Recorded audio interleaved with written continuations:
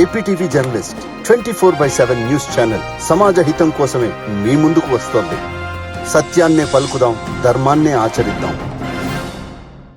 Please subscribe our channel.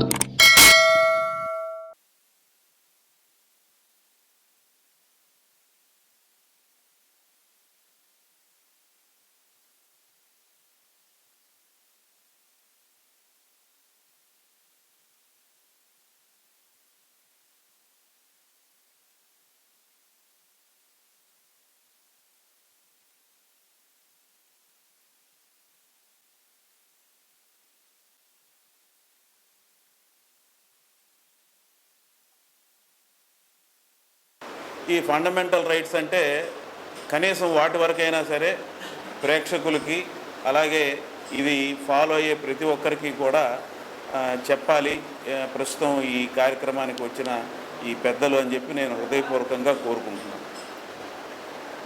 ఒక వృత్తి చేసే వాళ్ళందరికీ ఒక గుర్తుగా కులం అనే పదం ఏర్పడింది. ఒక విశ్వాసాలని, ఒక మత విశ్వాసాలని అనుసరించే వాళ్ళందరికీ కూడా, ఆ సమూహానికి అందరికీ కూడా మతం అనే పదం ఏర్పడింది. ఈ కులాల గాలాలు, ఈ మతాలనే పదాల వ్యామోహాలు వీటి చుట్టూతా ప్రజల్ని తిప్పి రాజ్యాంగానికి ఎంత దూరంగా వాళ్ళని నెట్టగలిగితే అంత దూరంగా నెట్టే ప్రయత్నమే ఇప్పటి వరకు మన భారతదేశంలో రాజ్యాంగం అనేది రాసి, రాజ్యాంగం అనేది యాక్సెప్ట్ చేసిన దగ్గర నుంచి కూడా జరుగుతున్న ఈ తంతు అని చెప్పి నేను హృదయపూర్వకంగా భావిస్తున్నాను. కాబట్టి మనం ఈ ప్రజలందరినీ మతాలకి, కులాలకి దగ్గర చేయకుండా రాజ్యాంగానికి ఎలా దగ్గర చేయాలి అనే ఒక చర్చ ఇటు మేధావుల్లో కానీ, అలాగే ఆ విషయం రాజ్యాంగంలో ఉన్న పొందుపరిచిన విషయాలన్నీ కూడా ఎక్కువ శాతం కూలంకషంగా తెలిసిన పెద్దలు కానీ చెబితే బాగుంటుందనే ఉద్దేశంతో ఈ కార్యక్రమం ఏర్పాటు చేశాం. రాజ్యాంగ శ్రవణం అనేటువంటి ఒక కొత్త కాన్సెప్ట్ని ప్రజలందరికీ కూడా ఉపయోగకరం అయ్యే విధంగా రాజ్యాంగం యొక్క విధులు, నిర్వహణ, ప్రజలకు ఇచ్చినటువంటి హక్కుల పట్ల పూర్తి శ్రవణం చేయాలి, ప్రజల్ని వారి హక్కులను తెలుసుకునే విధంగా ఒక మంచి ఉద్దేశంతో ఏర్పాటు చేసినటువంటి కార్యక్రమం ఒక వినూత్నమైనటువంటి కార్యక్రమం. ఖచ్చితంగా ప్రజలకి ఉపయోగకరమైనటువంటి ఎలాంటి శ్రవణాలు ప్రతి వీధిన వాడవాడన జరగాలి అనేది అయితే భావిస్తున్నాం. అయితే రాజ్యాంగ శ్రవణం చేయమన్నారు కాబట్టి ఆ పదాల పట్ల నాకు అంత పరిపక్వత లేదు. కానీ నాకున్నటువంటి లాంగ్వేజ్లో, నాకున్నటువంటి పరిభాషలో ఒక మాట అయితే చెప్తాను. నేను చిన్నప్పుడు ఇంటర్మీడియట్ ఆ ఏజ్లో ఉన్నప్పుడు స్వామి వివేకానంద పరమభక్తులు, స్వామి వివేకానంద పుస్తకాలు ఎక్కువగా చదువుతూ ఉండేవాడు. స్వామి వివేకానంద పుస్తకాలు ఎక్కువగా చదువుతున్న సందర్భంలో నాకు 2 అంశాలు చాలా బాగా నచ్చినాయి. ఆయన చెప్పినటువంటి, ఇప్పటి వరకు చెప్పినటువంటి, నేను చదివినంత వరకు స్వామి వివేకానంద ఏం చెప్తారంటే, భగవద్గీతని 1000 సార్లు పారాయణం చేసిన వ్యక్తి కంటే రోజు 1 గంట ఫుట్బాల్ ఆడేటువంటి ఒక వ్యక్తి చాలా సంతోషంగా, మానసికంగా, శారీరకంగా సంతోషంగా ఉంటాడు. నువ్వు పొద్దుగూకులు పారాయణం చేసినటువంటి వ్యక్తి కంటే 1 గంట ఫిజికల్ ఎక్సర్సైజ్ చేసి, మెంటల్ ఎక్సర్సైజ్ చేసేటువంటి, ఫుట్బాల్ ఆడేటువంటి వ్యక్తి జీవితంలో చాలా సంతోషంగా, ఆనందంగా ఉంటాడు. ఇది ఒక మాట నాకు ఇప్పటికీ కూడా చాలా బాగా నచ్చింది. రెండో అంశం, వ్యక్తి యొక్క పరిపక్వత, వ్యక్తి యొక్క జీవన ప్రమాణం తను ఆలోచించే విధానాన్ని బట్టి, తన చుట్టూ ఉన్న పరిస్థితులను బట్టి ఉంటుంది తప్ప గ్రహాలను బట్టి, లేకపోతే భవిష్యత్తు రేఖలను బట్టి ఉండదు అనేటువంటి ప్రబలంగా నమ్మినటువంటి వ్యక్తి ఒక గొప్ప స్వామీజీ. ఆయన ఒక తత్వవేత్త. స్వామీజీ అనని కానీ ఒక తత్వవేత్త. ఇవి రెండు నన్ను చాలా తీవ్రమైనటువంటి ప్రభావం చేసినటువంటి, నా మీద చూపించినటువంటి ఒక అద్భుతమైనటువంటి అంశాలు. అప్పటి నుంచే నేను దేవుణ్ణి నమ్మటం వీలైనంత వరకు తగ్గించుకుంటూ వచ్చాను. అంటే నా మీద నా కాన్ఫిడెన్సు, నేను చేసే పని మీద కాన్ఫిడెన్సు, చుట్టూ ఉన్న పరిస్థితుల పట్ల వీటన్నిటి మీద నేను అవగాహన పెంచుకొని దేవునితో దేవుడు అనే వ్యక్తితో అటాచ్మెంట్ కొద్దిగా తెంచుకోవడానికి ప్రయత్నం చేస్తున్నాను. ఇప్పటికీ తెంచుకున్నానని నేను అనటం లేదు, కానీ బట్ పూర్తిగా 100% దేవుడి మీద నమ్మకం ఉంచి, భవిష్యత్తు మీద నమ్మకం ఉంచి, చేతిరాతల మీద నమ్మకం ఉంచే కాన్సెప్ట్ నుంచి కొద్దిగా డైవర్ట్ అవడానికి ప్రయత్నం చేస్తున్నాను. అయితే ఈరోజు ఇక్కడ రాజ్యాంగ శ్రవణం అనేటువంటి ఒక కాన్సెప్ట్ని ఎందుకు ప్రజల ముందుకు తీసుకురావాలి, రాజ్యాంగం అనేది ఎందుకు ఉండాలి అని చాలా చాలా చాలా ఇంపార్టెంట్, ప్రాముఖ్యత కలిగినటువంటి అంశం. ఈ మధ్యకాలంలో రాముని విగ్రహాలు, సీత విగ్రహాలు చాలా పడగొట్టారు. తర్వాత అంతర్వేదిలో రథాన్ని కూడా ఒకటి తగలబెట్టారు. రథాన్ని తగలబెట్టినప్పుడు హిందువుల మనోభావాలన్నీ చాలా తీవ్రమైనటువంటి వేదనకు గురయ్యాయి. ఎందుకంటే ఈ దేశంలో, సెక్యులర్ దేశంలో ప్రతి ఒక్క మతానికి, ప్రాంతానికి, సాంప్రదాయానికి ఒక కట్టుబడి ఉండాలి. వారి యొక్క మత విశ్వాసాలకి ఒక పరిరక్షణ ఉండాలి. అది రాజ్యాంగం. అది మంచో చెడ్డో నేను అనటంలా, బట్ రాజ్యాంగం ఏం చెప్పిందో అది మనం చేయాల్సిందే. అయితే ఇమ్మీడియట్గా హిందువులందరూ కూడా సిబిఐ ఎంక్వైరీ కావాలని అడిగారు.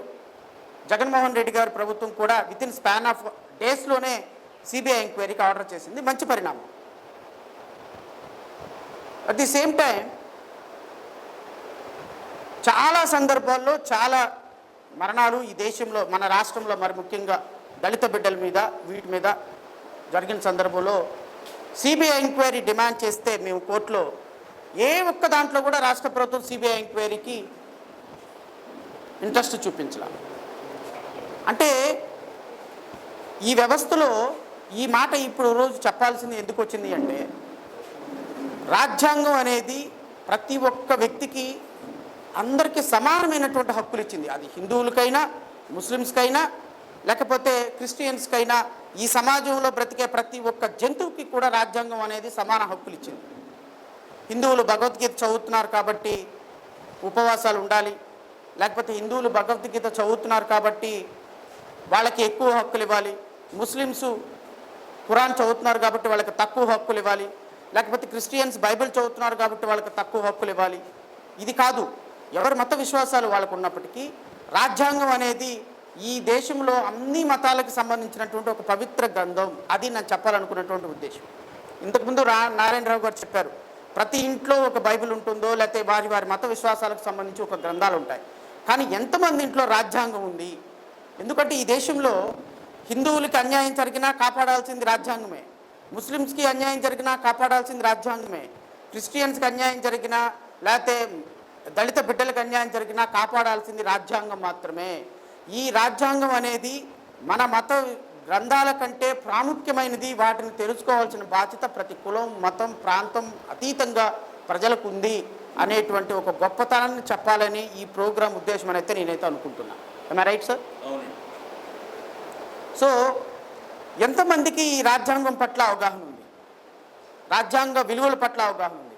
I'm very sorry to say, even ఈ దేశంలో పిహెచ్డి చదివినటువంటి ఒక వ్యక్తి రోడ్డు మీద వెళ్తుంటే పోలీస్ కానిస్టేబుల్ బండాపి నీ బండి తాళం ఇవ్వని లాక్కున్నప్పుడు, నా దగ్గర డ్రైవింగ్ లైసెన్స్ ఉంది, ఆర్సీ ఉంది, పొల్యూషన్ సర్టిఫికెట్ ఉంది, నేను హెల్మెట్ పెట్టుకున్నాను, నువ్వు నా బండి ఎందుకు లాక్కుంటున్నావు, నా తాళం ఎందుకు తీసుకెళ్తున్నావు, నా బండిని ఎందుకు సీజ్ చేస్తున్నావు అని అడిగే సందర్భంలో, ఆ బండి సీజ్ చేసిన తర్వాత పోలీస్ ఆఫీసరు ఎక్కడికి వెళ్ళాలో ఈ దేశంలో 99% మంది పిహెచ్డి విద్యార్థులకు తెలియదు, పిహెచ్డి చేసినటువంటి వాళ్ళకి తెలియదు. am I right sir? ఎక్కడికి వెళ్ళాలి? మెజిస్ట్రేట్ కోర్టుకి వెళ్ళి కంప్లైంట్ పెట్టాలా, ఎస్పీ దగ్గరికి వెళ్ళి కంప్లైంట్ పెట్టాలా, లేకపోతే ఈయన పై అధికారి డిఎస్పీ దగ్గరికి వెళ్ళి కంప్లైంట్ పెట్టాలా, లేకపోతే హైకోర్టుకు వచ్చి నా బండి తీసుకెళ్ళడానికి కంప్లైంట్ పెట్టాలా, లేకపోతే మెజిస్ట్రేట్ కోర్టుకి వెళ్ళి ప్రైవేట్ కంప్లైంట్ వేయాలా, లేకపోతే మీడియాకి వెళ్ళి మీడియా ముందు చెప్పాలా? ఎక్కడికి వెళ్ళాలి? What is the process established by the law? ఈ దేశంలో డాక్టర్కైనా, పిహెచ్డి చదివినటువంటి అత్యున్నతమైనటువంటి మేధావికైనా, ఒక సాఫ్ట్వేర్ ఇంజనీర్గా 10 లక్షల నెలకు సంపాదిస్తున్న ఇంజనీర్కైనా ఎక్కడికి వెళ్ళాలో 100 మందిని అడిగితే 99 మందికి తెలియదు. కొంతమంది అంటారు డైరెక్ట్గా ఎస్పీ గారి దగ్గరికి వెళ్తారంట, కొంతమంది అంటారు డైరెక్ట్గా డిఎస్పీ దగ్గరికి వెళ్తారంటారు, కొంతమందికి అంటారు మీడియాకి వెళ్తే బెటర్ అంటారు, కొంతమంది డైరెక్ట్గా కోర్టుకి వెళ్ళి కంప్లైంట్ వేస్తారంటారు. ఈ దేశంలో అత్యున్నతమైనటువంటి చదువులు చదివిన వాళ్ళకి కూడా రాజ్యాంగం పట్ల, చట్టం పట్ల 0.1% కూడా అవగాహన లేకపోవటం ఈ దేశ దౌర్భాగ్యం. 75 సంవత్సరాల తర్వాత కూడా రాజకీయ నాయకుల కపట మాటలకి ప్రజలు నమ్ముతున్నారు, మోసపోతున్నారు, ఓటు హక్కు నమ్ముకుంటున్నారు అంటే కారణం రాజ్యాంగం పట్ల, వారి యొక్క విధుల పట్ల అవగాహన లేకపోవడం. దానికి చాలా కారణాలు ఉండుండొచ్చు. ఎవరు బ్రతుకు తెరువు వాళ్ళు పరిగెత్తుతున్నారు. పొద్దున్న లెగిస్తే జీవన పోరాటం, పొద్దున్న లెగిస్తే ప్రైవేట్ కంపెనీలో ఉద్యోగాలకు పోవాలి, గవర్నమెంట్ కంపెనీలో ఉద్యోగాలకు పోవాలి. ఇళ్లలో ఉన్న వైఫ్లు అయితే, హౌస్ వైఫ్లు అయితే వాళ్ళ భార్యలు, భర్తలకి, పిల్లలకి వారికి భోజనాలు వండి పెట్టుకోవాలి. ఎవరి బ్రతుకు పోరాటం వాళ్ళలో ఉన్నప్పుడు పక్కవాడి హక్కుల గురించి తెలుసుకోవాల్సిన పని తర్వాత ముందు నా హక్కుల గురించి తెలుసుకోవాల్సినటువంటి పరిస్థితుల్లో కూడా ఈ దేశ జనాభా లేదు అంటే అది పౌరుల తప్పు కాదు, ప్రభుత్వం తప్పు అనేది మాత్రం నేను భావిస్తున్నాను. ఈ దేశంలో legal education is not a part of our education system. Unless and until మీరు సీరియస్గా డిగ్రీ వరకు చదువుకొని ఆ డిగ్రీ తర్వాత లా ఏమైనా తీసుకుంటే మీకు తెలుస్తుందేమో తప్ప ఎక్కడికి వెళ్ళాలి, మనకు అన్యాయం జరిగితే ఏ ప్రాసెస్లో వెళ్ళాలి అని ఈ దేశంలో 99% జనాభాకి తెలియకపోవటం ఈరోజు ఈ రాజ్యాంగ శ్రవణం అనే కార్యక్రమాన్ని వీధి వీధిలో వాడవాడలా జరపాల్సిన ఆవశ్యకత ఉంది అని మరొకసారి గుర్తు చేస్తాం. కాబట్టి రాజ్యాంగం అంటే కేవలం అది ఒక దళితకు సంబంధించినటువంటి వ్యక్తి రాసిన పుస్తకం కాదు. రాజ్యాంగం గురించి చెప్పాలి అంటే ఈ దేశంలో కొన్ని వందల 547-48 సంస్థానాలు, కొన్ని వందల జాతులు, పదుల సంస్కృతులు స్వతంత్రం ఇచ్చే సమయానికి బ్రిటిష్ వాళ్ళు అనుకున్నారు ఈ ప్రపంచంలో 2 మతాలు 2 కులాలు ఉంటేనే కొట్టుకొని చచ్చిపోయేటువంటి ఈ ప్రపంచంలో అసలు భారతదేశంలో చూస్తే ఇన్ని వందల సంస్థానాలు ఉన్నాయి, ఇన్ని జాతులు ఉన్నాయి, మతాలు ఉన్నాయి. ఈ దేశానికి స్వతంత్రం ఇచ్చి బ్రిటిష్ వాళ్ళు కాకుండా మరి ఎవరు పరిపాలించినా ఈ దేశం 10 సంవత్సరాల కంటే ఎక్కువగా కలిసి ఉండదు, విచ్ఛిన్నం అయిపోతుంది అని పందెం కాసుకొని నవ్వుకుంటూ చాలా చాలా లీనియంట్ వ్యూతో మనకు స్వతంత్రాన్ని ప్రకటించినటువంటి బ్రిటిష్ వాళ్ళు. కానీ 75 సంవత్సరాల తర్వాత వెనక్కి తిరిగి చూసుకుంటే బ్రిటిష్ వాళ్ళు మాట్లాడిన ప్రతి మాట తప్పు. ఇప్పటికీ కూడా భారతదేశంలో అన్ని మతాలున్నా, ఇన్ని కులాలున్నా, సాంప్రదాయాలున్నా, వైరుధ్యమైన విధానాలు ఉన్నప్పటికీ కూడా ప్రపంచం మొత్తానికి భారతదేశం ఒక్కటే అని చాటి చెప్పినటువంటి గొప్ప సువిశాల భారతదేశం, దానంతటికీ కారణం ఒకటే, బైబిల్ కాదు, ఖురాన్ కాదు, భగవద్గీత కాదు, రాజ్యాంగం అనేది ఒకే ఒక్క పుస్తకం ఈ దేశంలో ఇప్పటికీ కూడా కలిసికట్టుగా కలిసి కాపాడుతుందన్నమాట. కానీ దుర్మార్గకరమైనటువంటి అంశాలు నిజంగా రాజకీయ పార్టీల పేరు నేను ఎత్తను, కానీ ఇది వేదిక కూడా కాదు. కానీ సంస్కృతి సాంప్రదాయాల పేరిట, ప్రజల యొక్క ఎమోషనల్స్ పేరిట ఈ దేశ సమగ్రతను విచ్ఛిన్నం చేయడానికి ప్రయత్నం చేస్తున్నటువంటి పార్టీలు ఈ దేశంలో మనల్ని పరిపాలించడం ఎంతో దుర్మార్గకరమైనటువంటి అంశం. నేను ఒక మాట అడుగుతాను. ఈ మధ్యకాలంలో బెంగళూరులో ఒక వివాదం అయింది. అఫ్కోర్స్ ఇది వేదిక కాకపోయినా తప్పనిసరి నేను దాన్ని ప్రస్తావించాల్సి వస్తుంది. ఒక పర్టికులర్ కమ్యూనిటీకి సంబంధించినటువంటి పిల్లలు బుర్కా వేసుకొని కాలేజీకి వెళ్తున్న సందర్భం. అది ఇప్పటి సంప్రదాయం కాదు. మనల్ని పరిపాలించిన కొన్ని వందల సంవత్సరాలు పరిపాలించినటువంటి ముస్లిం పరిపాలకులు ఇచ్చినటువంటి ఒక సాంప్రదాయం అది. ఎందుకంటే భారతదేశం రాజ్యాంగం ఏర్పడిందే సాంప్రదాయాల మధ్య. Law is nothing but custom. మనం ఈ దేశంలో లాని, రాజ్యాంగాన్ని రాసుకుంది ప్రజల యొక్క కస్టమ్స్ గురించే. ఆ ప్రజల యొక్క కస్టమ్స్ కనుక రాజ్యాంగంలో లేకపోతే ఈరోజు ఈ రాజ్యాంగాన్ని పాటించడానికి ఎవరు సిద్ధంగా ఉండరు. అందుకనే బాబాసాహెబ్ అంబేద్కర్ ప్రతి ఒక్క ఆర్టికల్ని కూడా ఈ దేశ సమగ్రతలో ప్రతి భాగస్వామి యొక్క ప్రజల ఆలోచనల్ని దాంట్లో జులిపించి రాసినటువంటి ఆర్టికల్స్ కాబట్టి ప్రతి ఒక్కళ్ళు రాజ్యాంగానికి కట్టుబడి ఉండాల్సిన పరిస్థితి ఉంది. ప్రతి మతాన్ని, ప్రతి ప్రాంతాన్ని, ప్రతి సాంప్రదాయాన్ని, పిల్లల దగ్గర నుంచి మహిళల దగ్గర నుంచి అన్ని కులాల యొక్క మత సంప్రదాయాలను రాజ్యాంగంలో ఆయన తన మనసు పెట్టి రాశాడు కాబట్టే, భౌగోళిక పరిస్థితులు అర్థం చేసుకున్నారు కాబట్టే ఈ రాజ్యాంగం 75 సంవత్సరాలు కాదు, ఇంకొక 75 సంవత్సరాలైనా కేవలం 120-130 అమెండ్మెంట్లు తప్ప కొత్తగా మార్చడానికి అవకాశం లేని అద్భుతమైనటువంటి గ్రంథంగా ఉంది. ఒక పర్టికులర్ కమ్యూనిటీ పిల్లలు వారి సాంప్రదాయాల ప్రకారం కొన్ని వందల సంవత్సరాల నుంచి ఒక పర్టికులర్ డ్రెస్ వేవ్ తోటి వెళ్తున్నారు. దీన్ని కాదని ఇంకొక మతం వాళ్ళు కూడా అలాంటి మతాన్ని డ్రెస్సులు వేసుకొని రావటం ప్రారంభించారు. దీని మీద గొడవ జరిగినప్పుడు ఈ విషయం హైకోర్టుకి వెళ్తే హైకోర్టు ఏమంది అంటే నో మీరు ఆపేసేయండి, వాళ్ళు ఆపేశారు, కామన్గా అందరూ కూడా కామన్ డ్రెస్ వేసుకొని రావాలి అని చెప్పింది. దీన్ని ఈక్వాలిటీ అందమా? నేను కొన్ని వందల సంవత్సరాలుగా నా సంప్రదాయాల ప్రకారం నేను వేసుకొని వస్తున్నటువంటి దాన్ని ఈరోజు మీరు కూడా దానికి కాంట్రారీగా తీసుకొని వచ్చి వాళ్ళకున్నటువంటి హక్కును తీసివేయటం, of course legally high court may be right, కానీ వాట్ ఈస్ ద మొరాలిటీ? ఈ దేశ సాంప్రదాయం ఏమైపోయింది? ఈ దేశ సాంప్రదాయంలో భాగస్వాములైనటువంటి ముస్లిమ్స్ యొక్క మనోభావాల్ని, వారి కల్చర్ని రక్షించాల్సిన బాధ్యత రాజ్యాంగం మీద లేదా? ఎందుకు వారి పర్సనల్ లా ప్రకారం 4 భార్యలను కూడా పర్మిట్ చేశారు? ప్రాబబ్లీ మారుతున్న కాలానుగుణంగా అది కరెక్టో కాదో నాకు తెలియదు. బట్ నేనైతే I'm very sorry to say sir, because I worked as a magistrate for some time, for around 10 years, but I know the difficulty. 4 భార్యలు అవకాశం వాళ్ళకు ఉన్నప్పటికీ కూడా నాకు తెలిసి 100లో 1% కూడా వారు లిజిటిమేట్గా చేసుకున్న భార్యను వదిలేసి ఇంకొకరి దగ్గరికి వెళ్ళరు. కానీ దురదృష్టం, ఒక భార్య కంటే ఇంకొక భార్యను చేసుకుంటూ తప్పు అనుకున్న అదర్ కమ్యూనిటీస్లో మాత్రమే ఈ సాంప్రదాయం చాలా ఎక్కువగా ఉంది. లా వాళ్ళని పర్మిట్ చేసినప్పటికీ కూడా ఎంతమంది ముస్లిమ్స్ ఉన్నారో చూపించండి. కాబట్టి లా ఉన్నంత మాత్రాన తప్పులు జరుగుతాయి అనుకుంటే పొరపాటు. ఒక సాంప్రదాయాన్ని గౌరవించడం రాజ్యాంగం ఒక వ్యక్తికి ఇచ్చినటువంటి హక్కు. ఆ వ్యక్తులకు ఇచ్చినటువంటి హక్కుల్ని కులం, మతం, సాంప్రదాయం అనేటువంటి ముసుగుల్లో చంపేయటానికి ప్రయత్నం చేస్తున్నటువంటి ఏ ప్రభుత్వాన్ని కూడా మనం ఎంకరేజ్ చేయకూడదు. ఎంకరేజ్ చేస్తే దేశ సమగ్రతకి చాలా, ఈ దేశ యువత, మీకు ఇంకొక మాట కూడా చెప్తాను,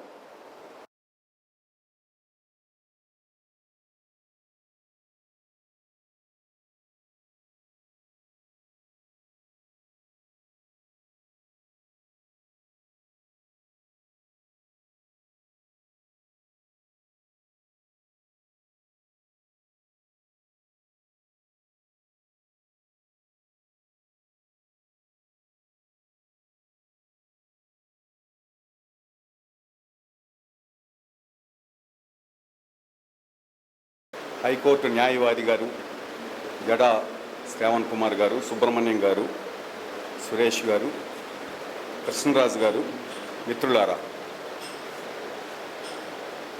ఇప్పుడు రాజ్యాంగం అంటే అసలు మన రాజ్యాంగం అంటే ఏంటి? ఈ రాజ్యాంగం అనేది ఎట్లా వచ్చింది? చాలామందికి ఒక అపోహ ఉంది, ఈ రాజ్యాంగం అనేది ఒక వ్యక్తి తయారు చేశాడు, లేకపోతే ఈ రాజ్యాంగం అనేది ఏదో భారతదేశానికి సొంతం వచ్చింది, రాజ్యాంగాన్ని లిఖించారని.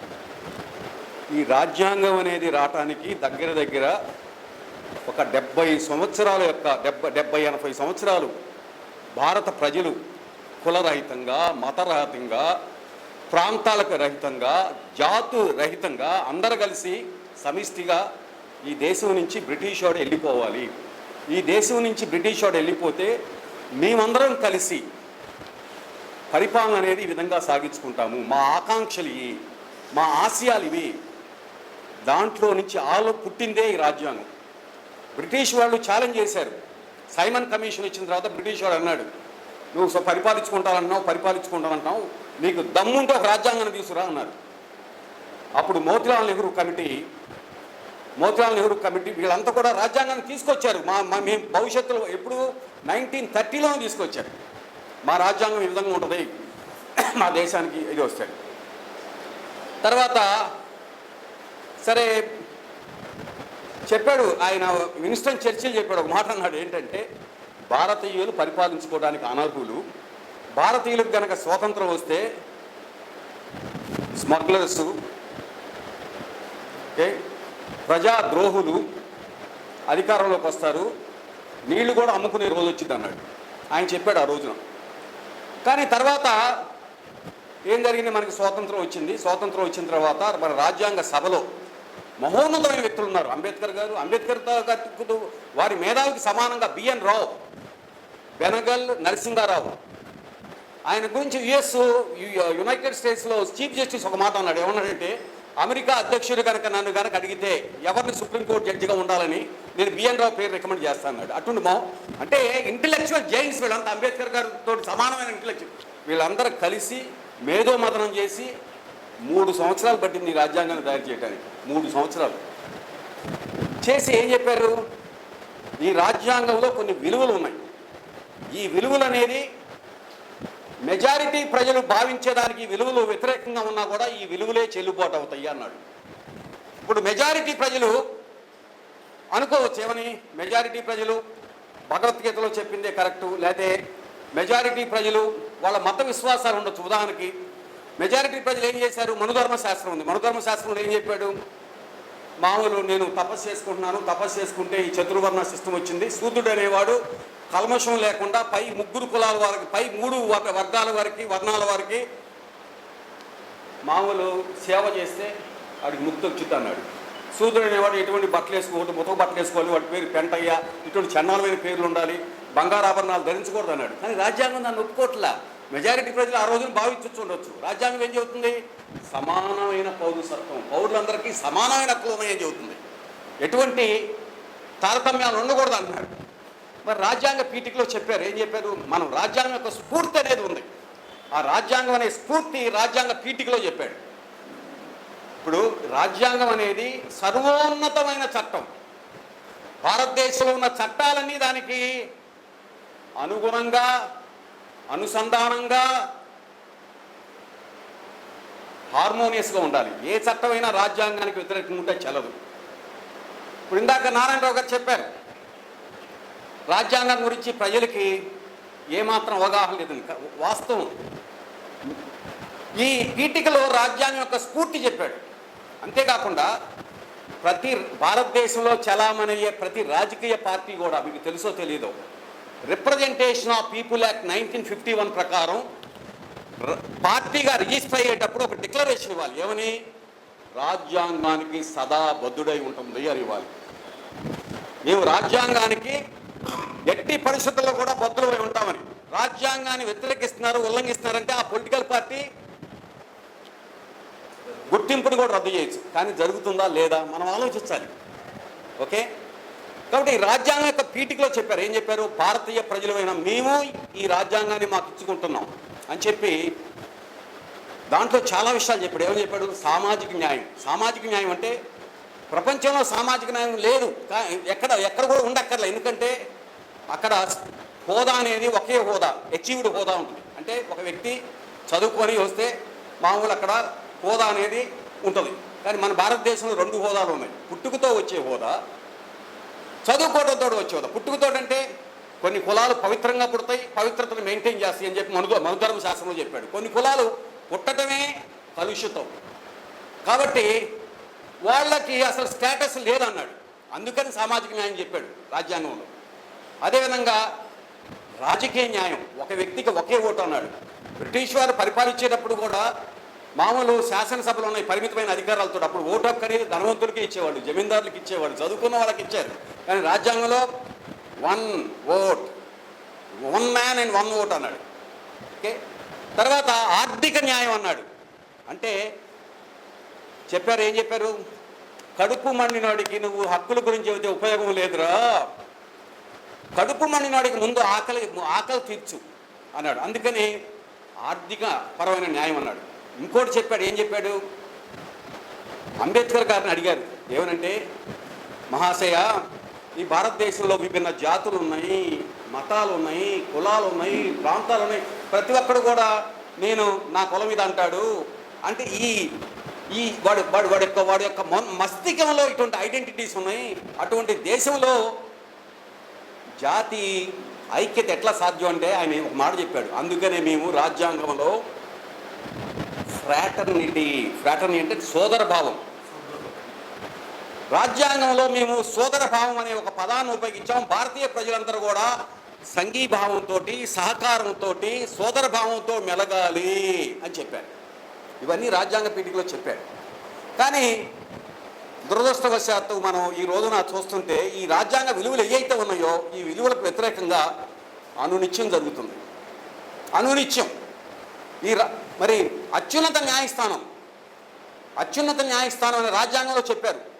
ఆర్టికల్ 32 గురించి చెబుతూ ఆయన ఏమన్నారంటే, మా అంబేద్కర్ గారు, భారత రాజ్యాంగం మొత్తానికి కూడా ఆర్టికల్ 32 అనేది అది హృదయం లాంటిది. ఎందుకంటే ఒక వ్యక్తి ప్రాథమిక హక్కులు కనుక ఉల్లంఘన జరిగితే డైరెక్ట్గా సుప్రీంకోర్టుకి వెళ్ళొచ్చు అన్నాడు. కానీ వాస్తవంగా ఈ రోజున మన రాజ్యాంగం చాలా చాలా చాలా చాలా చాలా విలువ కలిగింది. ఒక వ్యక్తి అనొచ్చు ఏమని, నేను బైబిల్నే నమ్ముతాను లేదా ఖురాన్నే నమ్ముతాను, కానీ మతానికి రాజ్యాంగం మధ్య వైరుధ్యం ఉంటే రాజ్యాంగంలో చెప్పిందే చెల్లుతుంది, కానీ బైబిలు ఖురాను లేకపోతే గీతలో చెప్పింది చెల్లదు. ఉదాహరణ గీతలో శ్రీకృష్ణ భగవానుడు చెబుతాడు, చేపించేది చేసేది అంతా నేనే అని. కానీ మర్డర్ చేసి వచ్చి ఆ భగవానుడు చేపించారంటే కుదరదు కదా. రాజ్యాంగంలో చెప్పిందే ఇది. మరి ఈ రోజున మనం కనుక ఈ రాజ్యాంగాన్ని కనుక మనం కనుక అదేవిధంగా మరి అత్యున్నత న్యాయస్థానం చాలా చాలా కేసులో చెప్పింది. ఏం చెప్పిందంటే, కేశవానంద భారత కేసులో మొదలుకొని ఏం చెప్పింది, భారత రాజ్యాంగంలో కొన్ని మౌలికమైన లక్షణాలు ఉన్నాయి. భారత రాజ్యాంగంలో కొన్ని మౌలికమైన లక్షణాలు ఉన్నాయి. ఏంటి? పౌరుల సమాన హక్కులు, లౌకిక రాజ్యం, పౌరులందరికీ ప్రాథమిక హక్కులు, ఆదేశిక సూత్రాలు, సమాన న్యాయం, వ్యక్తులందరూ ఒకే సిచ్యువేషన్లో కనుకుంటే వాళ్ళకి సమానమైన న్యాయం ఇవ్వాలి. అంతేగాని ఈయన నా సోదరుడు అని ఇంకొక న్యాయం, ఆయన నా యొక్క శత్రువు అని ఇంకో న్యాయం ఉండకూడదు. ఇవన్నీ కూడా మన అత్యున్నత న్యాయస్థానం సుప్రీంకోర్టు చాలా చాలా కేసుల్లో ఏం చెప్పిందంటే, పార్లమెంట్లో ఏదైనా పార్టీకి 99 సీట్లున్నా కూడా 99% సీట్లున్నా కూడా ఈ మౌలిక లక్షణాలను మార్చే అధికారం లేదు. ఈ మౌలిక లక్షణాలు అనేవి ఏ గవర్నమెంట్ కూడా ఎంత మెజారిటీ ఉన్నా చేంజ్ చేయడానికి వీల్లేదని చెప్పారు. కాబట్టి ఈ మౌలిక లక్షణాలన్నీ కూడా పర్మనెంట్ అని చెప్పారు. వాటిని మార్చే అధికారం ఎవరికీ లేదన్నారు. స్వామి వివేకానంద లాంటి ఆయన కూడా చెప్పాడు. ఏం చెప్పాడంటే, నా దృష్టిలో ఎవడైతే వాడి మీద వాడికి నమ్మకం ఉండదో వాడు ఎథీస్ట్ అన్నాడు ఆయన. వాడు నాస్తికుడు అన్నాడు. ముందు నువ్వు నమ్ముకో, తర్వాత దేవుని నమ్మన్నాడు ఆయన. ఎంత బాగా చెప్పాడు చూడండి. నీ మీద నువ్వు నమ్మకుండా దేవుడిని నమ్మితే నువ్వు ఎథీస్ట్వే అన్నాడు ఆయన. ఎట్లా రాజ్యాంగం అనేది ఒక ఆర్గానిక్ డాక్యుమెంట్. సుప్రీంకోర్టు వందల కేసుల్లో చెప్పింది. ఆర్గానిక్ డాక్యుమెంట్ అంటే ఒక జీవం ఉన్న డాక్యుమెంట్. అది ఆ జీవం ఉన్న డాక్యుమెంట్ని సమకాలీన పరిస్థితులకు అన్వయించడం, అది అందుకనే రాజ్యాంగం సంక్లిష్టంగా ఉంటుంది. థ్యాంక్ యూ నారాయణ రావు గారు. అలాగే వేదిక మీద ఉన్న పెద్దలందరికీ కూడా నమస్కారం. మన భారత రాజ్యాంగం అందరికీ తెలిసిందే, అత్యంత పెద్దది, అత్యంత సంక్లిష్టమైంది కూడా. ఎందుకు సంక్లిష్టమైంది అంటానంటే, దానిలో ఉన్న అసలు స్వభావం ఏమిటి, అసలు అర్థం ఏమిటి అనే దాని మీద ఇప్పటికీ కూడా అర్థం కాకుండా చాలామంది ఉన్నారు. మేధావులు కూడా ఒక్కొక్క ఆర్టికల్కి ఒక్కొక్క రకమైన విశ్లేషణలు ఇచ్చిన దాఖలాలు ఉన్నాయి. అంటే మనకి ఈ రాజ్యాంగం అనేది ఒక క్లారిటీ, అంటే మేధావులకి ఇవ్వలేకపోయిన క్లారిటీ సామాన్యుడికి ఎలా దక్కుతుంది అనేది ఒక ప్రశ్న. రెండోది, మన భారత రాజ్యాంగం చాలామందికి తెలిసింది ఏంటంటే, మొట్టమొదట దాన్ని లిఖిత రూపంలో దేవనాగరి లిపిలో చేసిన తర్వాత అధికారికంగా ఆంగ్లంలో తర్జుమా చేశారు. ఆ తరువాత భారతదేశంలో అనేక భాషలు ఉన్నాయి, అనేక ప్రాంతాలు ఉన్నాయి. అయితే ఈ రోజు వరకు కూడా రాజ్యాంగాన్ని ఆయా ప్రాంతీయ భాషల్లో అధికారికంగా తర్జుమా చేయించలేదు. అంటే ఈ రోజున మనకి రాజ్యాంగం గురించి తెలుగులో ఏదైనా దొరికిందంటే ఏదో ఒక పబ్లిషరో లేకపోతే ఎవడో రచయిత చేయాలి తప్ప అధికారికంగా మేము ప్రభుత్వం కమిటీ ఏర్పాటు చేస్తుంది, ఈ కమిటీ రాజ్యాంగాన్ని అనువదిస్తుందని చెప్పిన దాఖలా దేశంలో ఎక్కడా లేదు. అంటే అదొక లోపం అది. అంటే ఇప్పుడు మీకు మహాభారతం ఒరిజినల్గా ఎవరో రాసుంటారు, ఎవరో మనంతా తెలిసిందే. ఆ తర్వాత దాన్ని ఎవరికి తోచిన విధంగా దాన్ని అనువదించుకున్నారు. ఫలితంగా ఏమైందంటే అసలు మహాభారతం ఏమిటో ఎవరికి అర్థం కాకుండా పోయింది. ఇది కూడా అంతేనండి. రాజ్యాంగానికి సంబంధించి ఇప్పటి వరకు ఏ భాషలో కూడా అధికారికంగా దానికి తర్జుమాలు లేవు. సరే, ఇక అదొక లోపం అనుకుందాం. ఇక అసలు ఈ రాజ్యాంగానికి సంబంధించి ఇంకొక ఆసక్తికరమైన విషయం ఏంటంటే, ఇందాక దివాకర్ బాబు గారు చెప్పారు, బ్రిటిష్ హయాంలో ఇప్పుడు 1935లో దాని గురించి మనం ఎక్సర్సైజ్ చేసుకుంటూ వచ్చామని చెప్పి అంటున్నారు. ఇక్కడ ఈ భారతదేశానికి మేము స్వాతంత్రం ఇవ్వబోతున్నాం అని చెప్పి బ్రిటిష్ ప్రభుత్వం చెబుతూ మీరు ఒక రాజ్యాంగ పరిషత్ను ఏర్పాటు చేసుకోమని చెప్పింది. ఈ రాజ్యాంగ పరిషత్ ఎట్లాగండి, అప్పటికే ఆయా ప్రాంతాల్లో అంటే మద్రాస్ ప్రెసిడెన్సీ కావచ్చు, లేదా బెంగాల్ ప్రెసిడెన్సీ కావచ్చు, ఇట్లాగా అనేక ప్రాంతాల్లో అసెంబ్లీలు ఉన్నాయి. అలాగే మీకు అనేక సంస్థానాలు ఉన్నాయి. ఆనాడు ఆ బ్రిటిష్ ప్రభుత్వం గుర్తించిన సంస్థానాలు ఈ అసెంబ్లీల నుంచి నామినేట్ చేయబడిన వ్యక్తులు మాత్రమే ఈ రాజ్యాంగ పరిషత్తులో ఉన్నారు. ప్రజల చేత వారు నేరుగా ఎన్నుకోబడలేదు. మంచిదే, ఆ రోజున ప్రజల చేత నేరుగా ఎన్నుకోబడే పరిస్థితి ఉన్నప్పటికీ కూడా వీరు మాత్రం నామినేట్ అయ్యారు. ఇంకో ఆసక్తికరమైన విషయం ఏంటంటే, ఈ సభ్యులందరూ కూడా అంటే రాజ్యాంగ పరిషత్తులో ఉన్న హేమాహేమీలు అంటే డాక్టర్ బిఆర్ అంబేద్కర్ గారు కావచ్చు, నెహ్రూ గారు కావచ్చు, రాజేంద్ర ప్రసాద్ గారు కావచ్చు, సర్దార్ వల్లభాయ్ పటేల్ గారు కావచ్చు, వీరందరూ కూడా ఆ రోజున రాజ్యాంగ పరిషత్తులో ఎవరి మీద ప్రమాణం చేశారండి? దేవుడి మీద, రాజ్యాంగం మీద కాదు, బ్రిటిష్ రాణి ఆ రోజుల్లో ఉన్న విక్టోరియా మహారాణి గారి పేరున ప్రమాణం చేశారు. అమ్మా విక్టోరియా గారు, మేము ప్రమాణం చేస్తున్నాము, నీవు రాజ్యాంగ పరిషత్తులో సభ్యులుగా ఉండబోతున్నాం అని చెప్పి ఆమె పేరు మీద ప్రమాణం చేసి రాజ్యాంగ పరిషత్తులో కూర్చొని భారత రాజ్యాంగం తయారు చేయడానికి ఉపక్రమించారు. సరే, దానికి ముందే ఏంటంటే బిఎన్ రావు గారితో చెప్పారు. ఆయన బెనగల్ నరసింహరావు గారు, ఆయన గొప్ప దౌత్యవేత్త, గొప్ప రాజనీతివేత్త కూడా. ఆయన భారత రాజ్యాంగం కోసం మొదట ఒక డ్రాఫ్ట్ ఇచ్చారంటే, ఒక ముసాయిదా ఇచ్చారు. ఆయన ఈ రాజ్యాంగ పరిషత్కి ఏం చెప్పారంటే, బాబు మీరు బిఎన్ రావు గారు ఇచ్చిన ముసాయిదాని మీరు చర్చించండి, దానిలో మార్పులు చేర్పులు చేయండి అని చెబుతూ డాక్టర్ అంబేద్కర్ గారి అధ్యక్షతన ఒక ముసాయిదా కమిటీని వేశారు.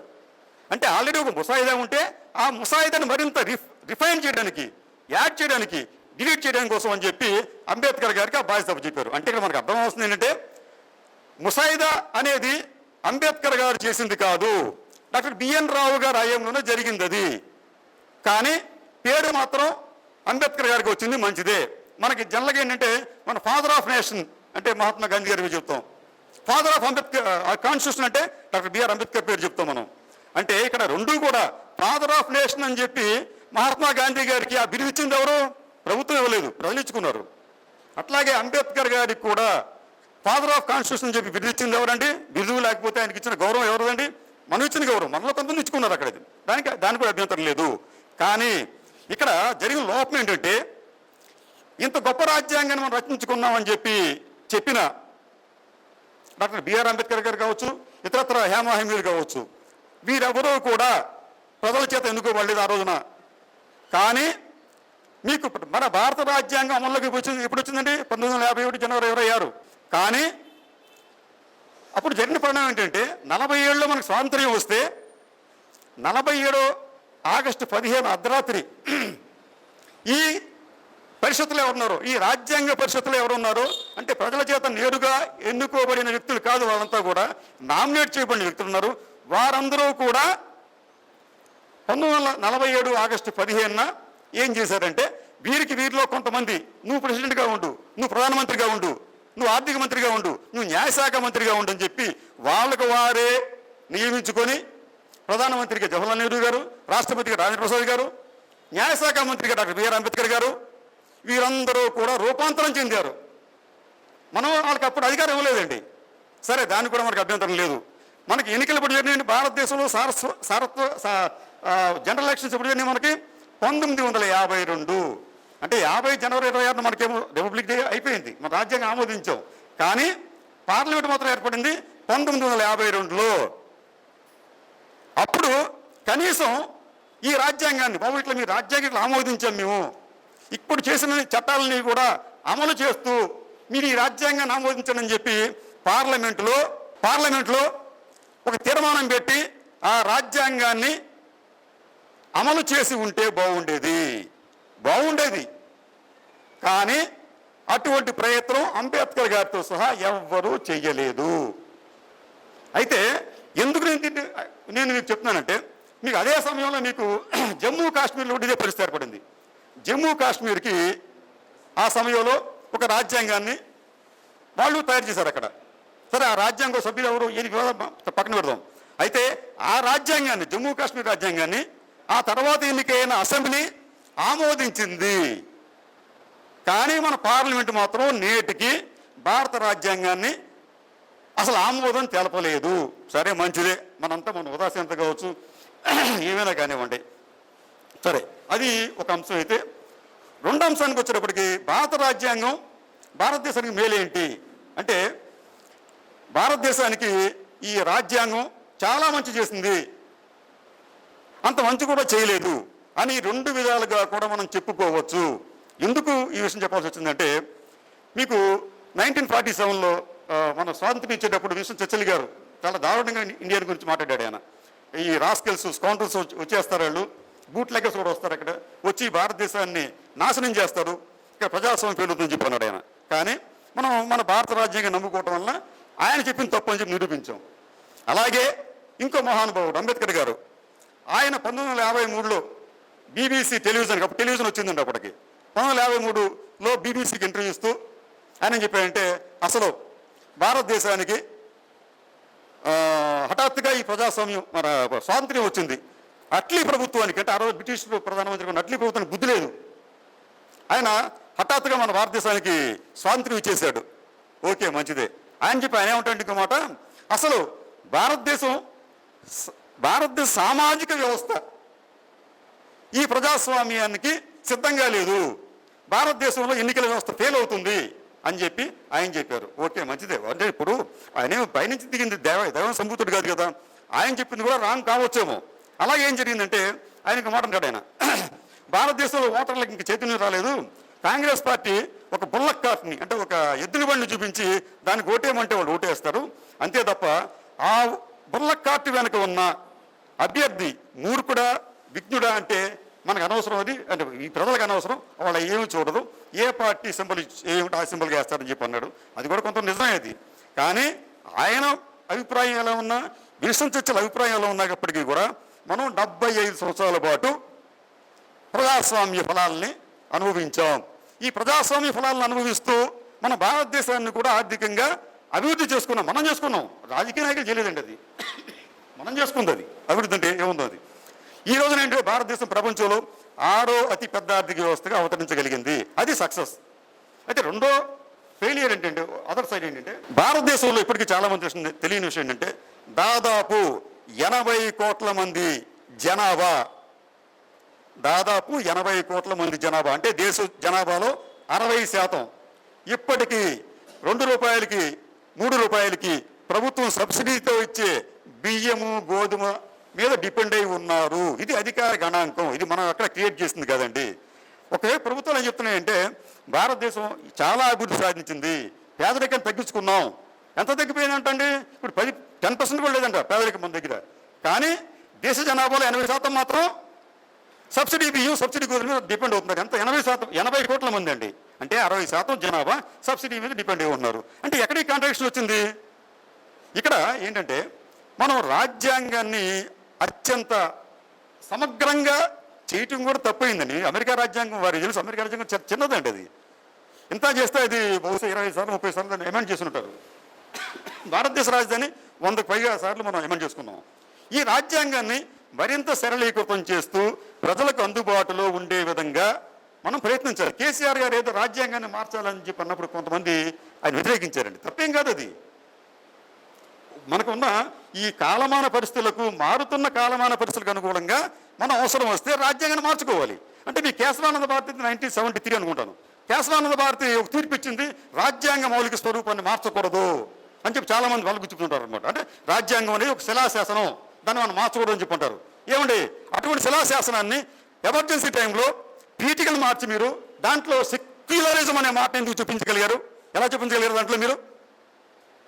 అంటే ఎమర్జెన్సీ టైంలో మీరు ప్రతిపక్షాలందరినీ తీసుకెళ్లి జైల్లో పెట్టి మీకున్న ఎస్ అనే సభ్యులతో మీ రాజ్యాంగ పీఠికల్లో స్వరూపాన్ని మార్చేసేసి దాంట్లో సెక్యులరిజం అనే మాట చూపిస్తారు. అది తప్పు కాదు, దాన్ని ఎవరు క్వశ్చన్ చేయరు. అప్పుడు ఈ కేశవానంద భారతి తీర్పు వాళ్ళకి గుర్తురాదు. అది అంటే ఏం చెప్పేది ఏంటంటే, అవసరం వస్తే మారుతున్న కాలమాన పరిస్థితులకు అనుగుణంగా మనం మార్పు చెందాలి, రాజ్యాంగాన్ని కూడా మార్పు చేసుకుంటూ మనం ముందుకు వెళ్ళాలని చెబుతూ ఈ అవకాశాన్ని ఇచ్చిన గోళ్ళ నారాయణరావు గారికి మరోసారి హృదయపూర్వకంగా ధన్యవాదాలు తెలుపుకుంటూ అందరికీ నమస్కారం అండి. ఈరోజు ఈ కార్యక్రమం ఈ మీడియా మిత్రులు ఏర్పాటు చేయడం చాలా మంచి పరిణామం. ఏమిటనంటే రాజ్యాంగ శ్రవణం. ఎస్, రాజ్యాంగ శ్రవణం అంటే నాకు మీరు అన్నదానికి నాకు అనిపించిన మీనింగ్ ఏంటంటే రాజ్యాంగం గురించి దానిలో పొందుపరిచిన విషయాల గురించి ఆ రాజ్యాంగం ద్వారా ప్రజలకు హక్కులు విధులు కల్పించబడిన రాజ్యాంగం కల్పించబడిన ప్రజలకు కల్పించబడిన విషయాల గురించి శ్రవణం అంటే తెలియజేయటం.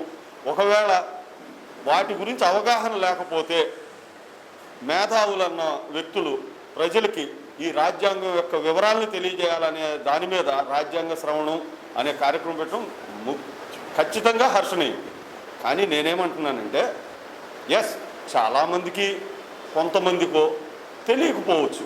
నేనేమంటున్నానంటే ఈరోజు సోషల్ మీడియా ప్రభావం వల్ల రాజ్యాంగ హక్కులు రాజ్యాంగం ప్రజలకు ఏం కల్పించింది రాజ్యాంగంలో ఏం పొందుపరచబడి ఉన్నాయి అనేది తెలియకపోవటం అనేది నేను ఒప్పుకోను. ఎవరో కొంతమందికి ఒక 20% ఓ 15% ఇంకా తెలియకపోయిన పరిస్థితి ఉందేమో. సోషల్ మీడియా ప్రభావం ఈరోజు ప్రతి సామాన్యమైన వ్యక్తి అన్ఎడ్యుకేటెడ్ దగ్గర కూడా మనకి ఈ సెల్ ఫోన్ ఉంటుంది. దాని ద్వారా సోషల్ మీడియా ద్వారా హక్కులు అవన్నీ అందరికీ అన్నీ తెలిసినాయి. కానీ ఇక్కడ ఈరోజు కావాల్సింది ఏంటంటే రాజ్యాంగ శ్రవణం కాదు, రాజ్యాంగ అమలు శ్రవణం. అంటే ఈ భారతదేశంలో రాజ్యాంగంలో పొందుపరచబడిన విషయాలు అమలవుతున్నాయా లేదా? నేనైతే ఖచ్చితంగా అంటా రాజ్యాంగంలో పొందుపరిచిన విషయాలు అమలవుతున్నాయి. ఎవరికి అమలవుతున్నాయి? ఉన్నత వర్గాలకి, డబ్బున్న వాళ్ళకి, సమాజాన్ని కంట్రోల్ చేసే స్థాయిలో ఉన్న వ్యక్తులకి అమలవుతుంది తప్ప ఖచ్చితంగా హృదయరాజు గారు చెప్పినట్లు ఆ వేదన నేను అర్థం చేసుకున్నా. ఖచ్చితంగా సామాన్యుడికి రాజ్యాంగ విధులు రాజ్యాంగ హక్కులు అమలవట్లా, రాజ్యాంగం ప్రసాదించిన హక్కులు ఎట్టి పరిస్థితుల్లో పేదలకు అమలవట్లేదనేది ఖచ్చితమైన విషయం. మనము ఎక్కువ టైం ఉండదు కాబట్టి చిన్న చిన్న విషయాలతో పూర్తి చేద్దాం. ఈరోజు ఎలక్షన్స్ జరుగుతున్నాయి. ఎమ్మెల్యేలు, మినిస్టర్లు, ఇప్పుడు దేశంలో కూడా ఎలక్షన్ జరుగుతుంది. మన ఆంధ్రప్రదేశ్ జరుగుతుంది. ముఖ్యంగా మన విజయవాడ, మనం బెదవాడ వాళ్ళం కాబట్టి విజయవాడ. రూపాయి పంచకుండా రూపాయి తీసుకోకుండా ఎలక్షన్ ఎక్కడన్నా జరుగుతుందా? రాజ్యాంగం ఏమని చెప్పింది? రూపాయి ఇవ్వటం నేరం, ఎలక్షన్కి రూపాయి తీసుకోవటం నేరం. పట్టించుకునేవాడు ఎవడు? అధికారి ఏం చేస్తున్నాడు? పోలీసు ఏం చేస్తున్నాడు? ఆ ఎలక్షన్ అధికారులు ఏం చేస్తున్నారు? వాళ్ళకు ఎన్ని లక్షల జీతాలు ఇస్తున్నాం మనం. ఏం అమలవుతుంది? ఎక్కడ జరుగుతుంది? బలవంతుడిది రాజ్యం. ఇది నిజం. అయితే విమర్శతో నేను సరిపెట్టట్లా. నేనేమంటానంటే దీనికి పరిష్కారం ఏంటి? ఒకే ఒక విషయంతో ఈ పరిష్కారం చూపిన పరిష్కారాలు చాలా ఉంటాయి. అందరూ పోరాటం చేయాలి దీని మీద. మెయిన్ ముఖ్యంగా బాధాకరమైన విషయం ఏంటంటే ఆ అవినీతికి వ్యతిరేకంగా పోరాటం చేసే వ్యక్తులు కానీ సంస్థలు కానీ తగ్గిపోయినాయి, కొద్దిగా నిర్వీర్యమైపోయినాయి, బలహీనమైపోయినాయి. దానికి కారణం అందరితో సహా మనం కూడానేమో, మన పని కూడా మనం చేయట్లేదేమో. రాత్రి నాకు మా కృష్ణరాజు గారు అది పెట్టారు నాకు. ఈ రోజున రాజ్యాంగ శ్రవణం గురించి అది నాకు ఇన్విటేషన్ పెట్టారు. అది నేను చాలా కొత్తగా అనిపించి ఈ పదం నేను గూగుల్లో చెక్ చేశా. నాకు గూగుల్లో రాలేదు. అది గూగుల్లో కూడా రాంది కనిపెట్టారు కాబట్టి మీకు నేను ఈ సందర్భంగా హ్యాట్స్ ఆఫ్ చెప్తున్నాను. ఎందుకంటే నాకు తెలిసి మీరు చెప్పినట్టు భారతదేశ చరిత్రలో ప్రప్రథమంగా కనిపెట్టింది ఇది మీరే. ఈ క్రెడిట్ నిజంగా నాకు తెలిసి ఏ లాంగ్వేజ్లో కూడా ఈ వర్డ్ రాజ్యాంగ శ్రవణ అనే ఈ మాటని ఎవరు ఇంతవరకు యూజ్ చేసిన సందర్భాలు లేవు. This is the first time in India. అది ఏపీ టీవీ వారికి మాత్రమే దక్కుద్ది ఇది, ఆ క్రెడిట్ అంతా కూడా. అందుకే ఒక్కసారి ఏపీ టీవీ వారికి మనందరం తరపు ఒక్కసారి చిన్న క్లాప్స్. చాలా సంతోషకరం ఏంటంటే మార్నింగ్ లేచిన తర్వాత టీవీలో చూశానండి, రాజకీయ నాయకులు ఈ ఉగాది సందర్భంగా మనందరికి తెలుసు వాళ్ళ జాతకాలు రేపు రాబోయే ఈ రోజుల్లో ఎలా ఉంటాయి, వాళ్ళ భవిష్యత్తు ఎలా ఉంటుంది, పార్టీ భవిష్యత్తు ఎలా ఉంటుంది, రాజకీయ భవిష్యత్తు ఎలా ఉంటుంది, వీటి గురించి చెప్పించుకుంటున్నారు. వాళ్ళు చెప్పించుకుంటే రాజకీయ నాయకులు ఆ విధంగా వాళ్ళ భవిష్యత్తు గురించి, పార్టీ భవిష్యత్తు గురించి చెప్పించుకోవడం. అలాగే బిజినెస్ మ్యాన్లు వాళ్ళ వ్యాపారాలు ఎలా ఉంటాయి ఈ సంవత్సరంలో, ఈ కొత్త సంవత్సరంలో ఎలా ఉంటాయి అని వాళ్ళు చెప్పించుకుంటున్నారు. సినిమా యాక్టర్లు వారి కెరియర్ ఎలా ఉంటుంది, ఒకళ్ళు అప్ అండ్ డౌన్ ఉంటే ఏందా వాటికి శాంతి సమాధానాలు ఎలా చేయాలి, హోమాలు ఎలా చేయాలి, ఇవన్నీ కూడా ఈరోజు మార్నింగ్ లేకంగానే నేను టీవీ పెట్టగానే అవి కనిపిస్తున్నాయి నాకు. ఏ ప్రొఫెషన్లో ఉన్న వాళ్ళు ఆ ప్రొఫెషన్లో ఏ విధంగా రాణించాలి. ఒకవేళ ఆ లైఫ్లో అప్ అండ్ డౌన్స్ ఉంటాయి కదా, ఆ బిజినెస్లో కానివ్వండి, వాళ్ళ కెరియర్లో కానివ్వండి, ఆ సినిమాల్లో కానివ్వండి, రాజకీయ వ్యవహారాల్లో కానివ్వండి, పదవుల విషయంలో కానివ్వండి, కొంచెం హెచ్చుతగ్గులు ఉంటే వాటిని ఎలా కవర్ చేసుకోవాలి, ఏ విధంగా శాంతి చేస్తే అవి వాళ్ళు లెవెల్ అవుతాయి, వీటి మీద ఈ పంచాంగం అనేది చెప్పించుకోవడం నేను చూశాను. నిజంగా ఈ రాజ్యాంగ శ్రవణం అనేది ఈ రోజున ఈ దేశానికి, ఈ ప్రజలకి ఎంత అవసరం అంటే, చాలామంది ఇప్పుడు క్రైస్తవులు అయితే బైబుల్, ముస్లిమ్స్ అయితే ఖురాను, హిందువులు అయితే భగవద్గీతను ఫాలో అవుతూ ఉంటారు. ఎందుకు? మనం చనిపోయిన తర్వాత స్వర్గానికి వెళ్ళాలనో నరకానికి వెళ్ళకూడదనో, లేకపోతే ఇంకా మంచిగా మన ఆత్మ శాంతించాలని చనిపోయిన తర్వాత జీవితం గురించి ఈ గ్రంథాల్ని ఫాలో అవటం జరుగుతుంది. కానీ బతికున్నప్పుడు మన జీవితాలు బాగు చేసుకోవటానికి ఉన్న గ్రంథం ఏదైనా ఉందంటే అది రాజ్యాంగమే. అంటే మనం ప్రజలు ఎలా ఆలోచిస్తున్నారంటే, నెక్స్ట్ జన్మ ఉందో లేదో ఎవరో చూసింది లేదు, మనకేదో పెద్దవాళ్ళు చెప్తే మనకు తెలుస్తుంది అంతే. ఆ నెక్స్ట్ జన్మలో మనం ఎలా ఉంటాం, మన ఆత్మ ఎలా ఉంటుంది, లేదా చనిపోయిన తర్వాత నరకానికి వెళ్తావా స్వర్గానికి వెళ్తావా, వీటి మీదే టైం అంతా వెచ్చించి ఈ గ్రంథాలని ఫాలో అవుతూ, మతాధిపతుల్ని ఫాలో అవుతూ ప్రజలు ఈ విధమైన టైమాన్ని ఎంతో ఎక్కువ హెచ్చిస్తున్నారు దాని మీద. కానీ ప్రస్తుత జన్మలో ప్రస్తుత జీవన సరళి మెరుగుపరుచుకోవటానికి ఒక క్షణం కూడా ఆలోచించి రాజ్యాంగం అనే గ్రంథం మీద మనసు పెట్టలేని పరిస్థితుల్లో ఉన్నాం. చాలా విచారకరమైన విషయం. అంటే ప్రజలు ఇంకెంత వెనకబడిపోయి ఉన్నారని, చాలా వెనకబడిపోయి ఉన్నారు. జరగబోయే పరిస్థితిని అది కూడా హైపోథెటికల్ క్వశ్చన్స్ అండి. స్వర్గానికి వెళ్తామా నరకానికి వెళ్తామా, అది ఒక పండితుడు మనకు చెప్తాడు, ఈ హోమం చేయండి లేదా మీకు చెడు జరుగుద్ది, వచ్చే జన్మలో మీకు మగపిల్లలు పుట్టాలి లేదా ఆడపిల్లలు పుట్టాలంటే ఇది చేయండి అంటే అవి నమ్మి చేస్తాం. అవి నిజంగా అది జరుగుతాయో లేదో కూడా ఆ చెప్పేవాడికి తెలియదు, దాన్ని అమలు చేసే మనకే తెలియదు. ఏంటంటే మనిషి బలహీనుడు మెంటల్గా, మనకంటూ ఒక శక్తి కావాలి. ఆ శక్తిని మనం దేవుడు అనుకుంటున్నాము. ఆ దేవుడు డైరెక్ట్గా కనపడ్డ కాబట్టి దాన్ని అడ్డం పెట్టుకే బతికే కొంతమంది మతాధిపతులు కానివ్వండి, అది క్రైస్తవులైనా ముస్లిమ్స్ అయినా హిందువులైనా, వాళ్ళకొక అది వృత్తిలాగా భావించి వాళ్ళకొక జీవనోపాధిగా అయిపోయింది. దాన్ని వాళ్ళు పెంచి పోషించుకోవటం, ప్రజల్ని ఈ విధంగా డిపెండబుల్గా చేస్తున్నారు. ఒక రకంగా చెప్పాలంటే మతాల మీద ఆధారపడి, గ్రంథాల మీద ఆధారపడి ప్రజలు సొంతగా ఆలోచించడం కూడా మానేశారండి. చాలా బాధాకరమైన విషయం. ఏదైనా దేవుడు చూసుకుంటాడులే, మీరేం చేయమాకండి, దేవుడి మీద ఆధారపడండి అంతే. మనం దేవుడి మీద ఆధారపడినంతకాలం మన బ్రెయిన్లు పనిచేయటం మానేస్తాయి.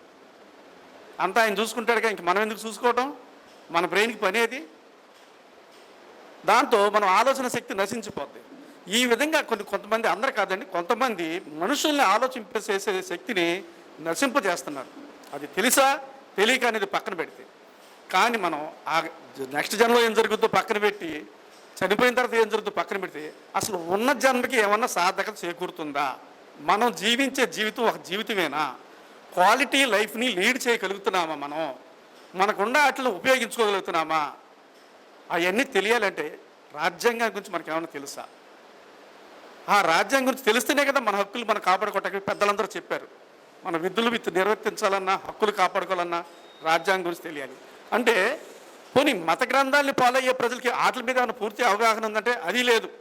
ఏదో పాపభీతి కోసం చేయటమే తప్ప వాళ్ళు ఏదో ధైర్యం, వాళ్ళంతా వాళ్ళు సెల్ఫ్ బ్రేవ్ అనమాట. అది ధైర్యం తెచ్చుకోవడం, నా పక్కన దేవుడు ఉన్నాడు అంటే, ఇంత పెద్ద ప్రపంచంలో దేవుడు నిన్ను ఒక్కడే చూస్తున్నాడు అనమాట.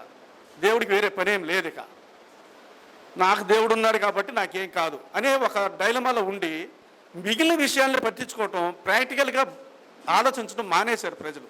ముందు ప్రాక్టికల్గా ఆలోచించి మనకి ఈ భూమి మీద ఇప్పుడు బతికున్నప్పుడు మనకున్న హక్కులేంటి, వాటిని ఎలా సాధించుకోవాలి, ఎలా క్వాలిటీ లైఫ్ని లీడ్ చేయాలి. బతకడం ఏముందండి, ఎవడన్నా బతికేస్తాడు, ఎలాగైనా బతికేస్తాడు. క్వాలిటీ లైఫ్ని లీడ్ చేయడానికి మనకు ఇచ్చిన అద్భుత గ్రంథమే రాజ్యాంగం. ఆ రాజ్యాంగాన్ని మనం ఎంతవరకు అవసానం చేసాం, ఎంతవరకు దాన్ని మనం చదవగలిగాం, ఎంతవరకు మనం డైజెస్ట్ చేసుకోగలిగాం, ఎంత సిగ్గుసేటు.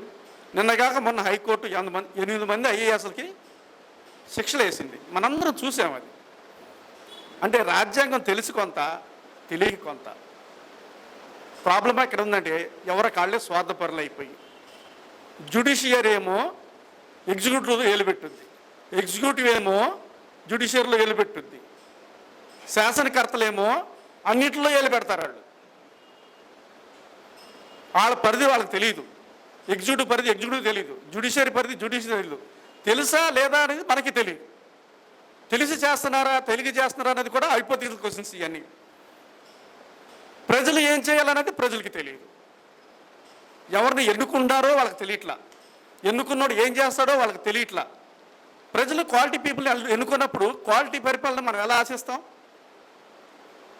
అలా గెలిచినోడు నీకు మంచి ఎలా చేస్తాడు? నువ్వు క్వాలిటీ పరిపాలన ఆశించినప్పుడు నీకు క్వాలిటీగా నీకు అన్నీ రావు. రాజ్యాంగంలో నీకు నచ్చిన వాడిని నువ్వు అనుకున్నావు తప్ప వీడు మనకు రక్షకుడిగా ఉంటాడా, రాజ్యాంగాన్ని రక్షిస్తాడా, సొసైటీని కాపాడతాడా అని ప్రజలు ఒక క్షణం ఆలోచించలేదు. ప్రజలకి పెద్ద ఆశయం లేదు కనుక నాయకులు పెద్దగా ప్రజలకు చేసేది ఏమీ లేదు. ఇక్కడ ఏంటి రాజ్యాంగం చెప్తుంది, ఎవరి పరిధిలో వాళ్ళు కరెక్ట్గా పనిచేస్తే సొసైటీ శుభ్రంగా ఉంటుంది, హ్యాపీగా అందరూ లీడ్ చేయొచ్చు జీవితాన్ని అని చెప్తుంది. ఇక్కడ ఎవరి పరిధిలో వాళ్ళు పనిచేయడం ఎప్పుడూ మానేశారు. ఒకళ్ళ దాంట్లో ఒకటి ఏలు పెట్టేసి కొనుక్కుంటున్నారు అందరూ. మొత్తం అంతా అస్తవ్యస్తం అయిపోయింది. దీనికి ముఖ్య కారణం ఎవరయ్యా అంటే అటు తిరిగి ఇటు తిరిగి వచ్చారు కానీ ప్రజలే. మనం మంచి నాయకులను ఎన్నుకుంటే మంచి పరిపాలన వస్తుంది. మంచి నాయకులు ఎన్నుకోనంతకాలం మన జీవితాలు ఎలాగే ఉంటాయి, ఇంతకన్నా దారుణంగా ఉంటాయి. సంవత్సరం ఇప్పుడు స్వతంత్రం వచ్చి 75 సంవత్సరాలు అయింది. సాధించాల్సిన సాధించామంటే ఏమీ లేదు, ఎక్కడ వేసిన గొంగళి అక్కడే ఉంది. కనుక దీనంటే ముఖ్య కారణం ఏంటి, ప్రజలు కూడా రాజ్యాంగం గురించి వాళ్ళకి పట్టదు, వాళ్ళకి పట్టట్లేదు, తెలుసుకోవాలనే ఉద్దేశం కూడా వాళ్ళకి లేదు.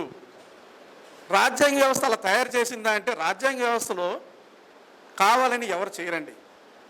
మంచి చేసేవాళ్ళు ఉంటారు, చెడు చేసేవాళ్ళు ఉంటారు. కాకపోతే చెడుల్ని అంత తొందరగా మంచి అలా ఇప్పుడు పెద్దలు చెప్పారు కదా. కనుక రాజ్యాంగం తెలుసుకోకపోతే అది నేరం. దేశ పౌరుడిగా పుట్టిన ప్రతి వాడికి రాజ్యాంగం మీద అవగాహన ఉండాలి. ఇలాంటి కార్యక్రమాన్ని నిర్వహించినందుకు వారిని తప్పనిసరిగా మనందరి తరఫున అభినందించవలసిన అవసరం ఉంది.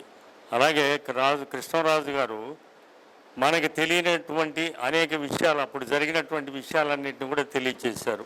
అట్లానే మన దివాకర్ బాబు గారు ఒక స్కూల్ మాస్టర్ గారు తన పిల్లలకి ఎలా చదువు పాఠాలు చెబుతారో అంత చక్కగా కాన్స్టిట్యూషన్ గురించి వివరణ ఇచ్చారు. ఇలాంటివి జరగడం అన్నది చాలా గొప్ప విషయం. ఇవి జరుగుతూనే ఉండాలి. అయితే నేను మాట్లాడటానికి గల కారణం ఏంటంటే నేను లాయర్ని కాదు, కళాకారుణ్ణి. అయినా ఈ భారతదేశ వ్యవస్థలో నిరంతరం గాయపడుతున్నటువంటి ఒక వ్యక్తిని. ఈ రాజ్యాంగం నాకు ఉపయోగపడలేదు, ఈ చట్టము నాకు ఉపయోగపడలేదు. కారణం ఏంటని నిరంతరం నేను ప్రశ్నిస్తూనే వస్తున్నా. స్వయం పోషకమైనది కాదు రాజ్యాంగం, దానికి జవము జీవము మనుషులే అని చెబుతున్నారు. మరి మనుషులే జవము జీవమైనప్పుడు మనుషులు సరైన పద్ధతుల్లో లేకపోతే అది సరైన పద్ధతుల్లో ఎలా ఉంటుంది? ఉండదు. చిన్న ఎలుక పిల్లి నుంచి కాపాడుకోవడానికి నానా రకాలుగా పరిగెట్టి నానా గందరగోళం చేసి చివరికి తిక్కపుట్టి దాన్నే కొరికేస్తుంది పిల్లి. కనీసం అంత ప్రాణం కూడా లేనటువంటి నిర్జీవి మన రాజ్యాంగం. దానికి జీవం పోయవలసిన వాళ్ళు మనుష్యులు, ప్రజలు అని పెద్దలు చెప్తున్నారు. అది చాలా వాస్తవం. కానీ ఈ పెద్దలందరూ మీరు నేను మనమంతా కూడా దాని గురించి ఏమైనా మార్పులు చేర్పులు చేయగలమా? దాన్ని నిర్వహించగలమా? దాని నిర్వహణ బాధ్యతని కొంతమందికి మనం ఓటు ద్వారా అప్పగిస్తున్నాం. ఈ ఓటులు నడిచేది కూడా రాజ్యాంగ వ్యవస్థ నుంచే నడుస్తున్నాయి. ఏమండి, ఎన్నికలు అనేవి రాజ్యాంగ వ్యవస్థ నుంచి నడుస్తున్నాయి. కల్పించింది అంటే ఏంటంటే ఇప్పుడు వారు చెప్పింది కూడా శ్లేషార్థం ఉంది. మీరు మాట్లాడడానికి కారణం రాజ్యాంగం ఇచ్చినటువంటి స్వేచ్ఛ అన్నారు. కానీ రాజ్యాంగం ఎవరి చేతుల్లో ఉందో వాళ్ళు మనకు ఆ స్వేచ్ఛను ఇస్తున్నారు తప్ప అది ఇవ్వలేదని నా అభిప్రాయం. వాడు ఇప్పుడు తలుచుకుంటే నన్ను అరెస్ట్ చేసి తీసుకెళ్ళి లోపల పెడతాడు. అప్పుడు ఎవరు ప్రశ్నిస్తారు? నా తరపున, ఒక సామాన్యుడి తరపున ఎవరు ప్రశ్నించేది? వీళ్ళందరూ వస్తారా? నేను పైసలు పెట్టాలి, నా దగ్గర డబ్బులు లేవు, ఒక లాల్చీ చేసుకొని నాటకాలు ఆడుకుంటూ తిరుగుతున్న వ్యక్తిని నేను ఎలా ఫైట్ చేయాలి? కాబట్టి దానికి జవము జీవము ఉండాలంటే ఎన్నికల ద్వారా సరైన వ్యక్తుల్ని మనం ఎన్నిక చేసుకోవాలి. అసలు ఎన్నికల వ్యవస్థే అపభ్రంశంగా ఉన్నదే, నడిపేవాడే సరైన వాడు కాదే.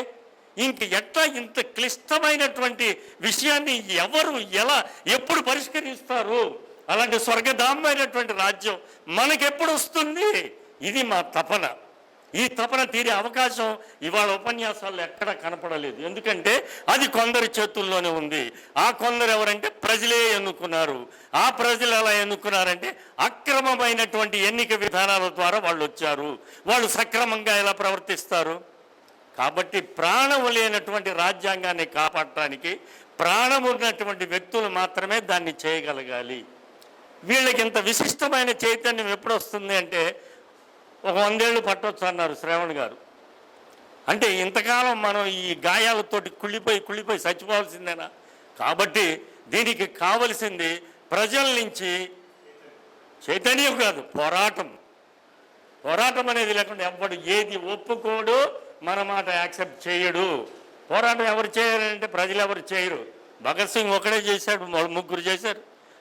లెనిన్ మహాశయుడు ఒక్కడే ఉన్నాడు. మావో సెట్టింగ్ ఒక్కడే నడిపాడు మొత్తం రాజ్యాన్ని. స్టాలిన్ రష్యన్ సామ్రాజ్యాన్ని అంతా కూడా ఒక కొలికి తీసుకొచ్చాడు. వ్యక్తులే తెస్తారు. మనందరం కూడా కనీసం ఈ రోజున ఇక్కడ ఉన్నటువంటి వ్యక్తులు కొద్దిగా మనసు పెట్టి ఈ రాజ్యాంగాన్ని అపహాస్యం చేసే విధానాల మీద పోరాడకపోతే రాజ్యాంగం ప్రాణం పోసుకోదు, మనకి ప్రాణం ఇవ్వలేదు. ఇది నా అభిప్రాయం. అవకాశం ఇచ్చినందుకు ధన్యవాదాలు.